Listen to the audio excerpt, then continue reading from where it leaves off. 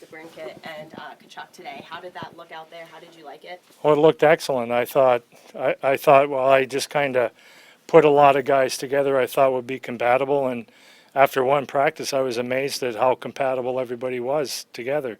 And the one line that surprised me was, I would call it our fifth line. They were really good. So we've got a lot of possibilities to put guys together and with different people as well. You talked about high energy in the team meeting last night. Did you really feel that it was high enough energy in the first practice? Oh yeah, I was very impressed when we got to the scrimmage. The first part of the scrimmage was better than I expected, and even the second part of the scrimmage, some of the guys were getting tired, but they played well nonetheless. It was pretty impressive.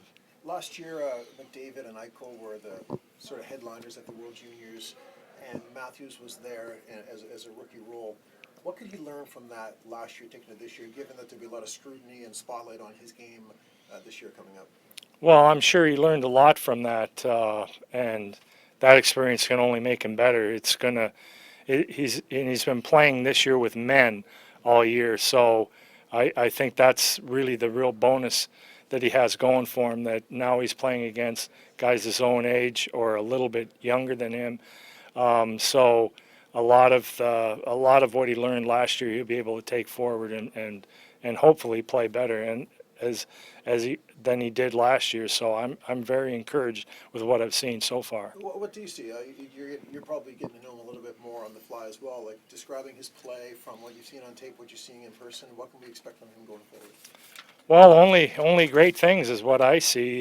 He handles the puck. He controls the puck when he's on the ice, and he sees the ice very well, and he dishes the puck very well. DeBrincat's going to have to get used to, going around the front of the net and just having a stick on the ice, because the puck's going to get there. And with Matthew Tkachuk, Matthew loves to make plays around the net and has a knack for doing that. So I think.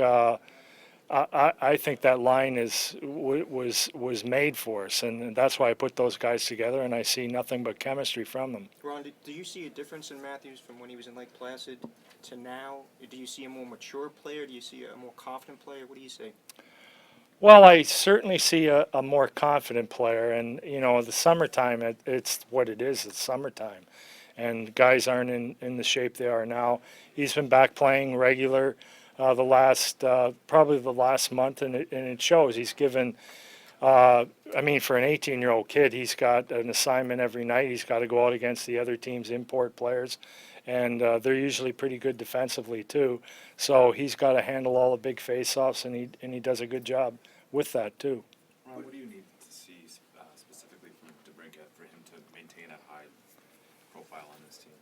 Well, he's going to have to be a guy who buries the puck, and which he's done all year playing junior, and that's why he's leading the league in scoring. And I don't see any reason why that should be different out here. He's playing against all his peers, but for the American side this time, and that's what I'm really looking forward to, how well he plays in this tournament against a lot of his peers, because he's dominated this year. A junior age player going overseas, not playing CHL, not a conventional move. On the positive, He's not playing college hockey either. Remember that. He's American. Oh, I know, but not playing. But that's not. It's not a typical move. He's kind of forging his own path. Do you like the move developmentally? It's clearly it's working for him, but it's not the move that most kids make at that age. No, but I think in the future that's going to give everybody some new ideas, especially for the Swiss clubs, that they can recruit North American kids to come and play in their league, and the player be able to fit in and do the job. So I think it takes a special guy to be able to do that, but I think with his success, you're going to see a lot of guys start to do that.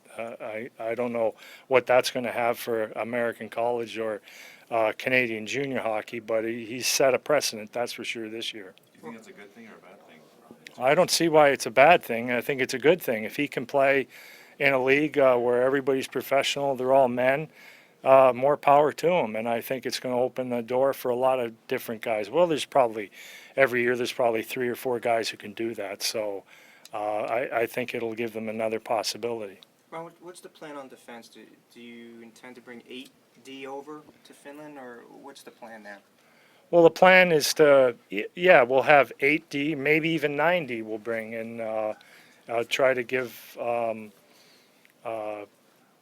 it's kind of hard. On paper now, I'd say bring 8D, and we'll try to use everybody. But we've got a lot of offensive guys, a lot of, I guess you could call them defensive specialists, but I like the overall balance that we have. We've got enough offense and enough defense back there, too. And the Deltavic wasn't in Lake Placid. You get to see him now.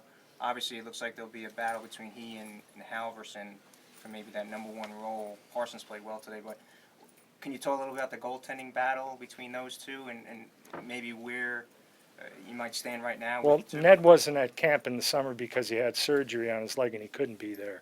So we just had to wait for him to recover, and he's played really well recently. Halverson's had a bit of a struggle this year. His team's not as good as it was last year, so it's been a bit of a struggle. And we've got Luke Opilka still. He's got to pass a medical to come here. And I would say the battle's wide open in goal. I mean, and that includes Parsons, too. Anybody can be our goalie. What's the identity that you want this team to have this year? The identity? Well, I'd like to be a big, fast team. As big, I don't know if I can really say that, but a fast team that forechecks really well. You talked about wanting a big, fast team. You guys obviously lost Paul Bittner a couple days ago. Mhm. How big of a loss is that for your team? And given the timing, how much of it was a pain to not have no window to find a replacement? Well, that's right. We didn't have any window. I was just told a few days ago that he wasn't going to be available, and that's a big loss because he's a big body, 6'4", and those kind of guys are hard to replace. So there's nothing we can do. We're just going to have to make up for it somewhere else. What about the emphasis on discipline? I know it was a big point of emphasis in Lake Placid, given the way the last 2 years have ended for USA. Is that something you've really tried to? Well, I don't want to be caught with our pants down, like where I say, you've got to play discipline, and we go out there and don't take any penalties, and it ends up blowing up in our face.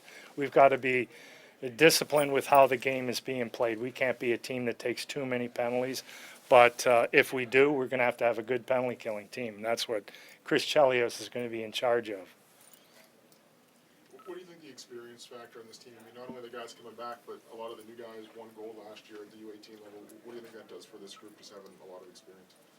Oh, I think a lot of experience counts. You can't replace, you can't put guys in who don't have any experience.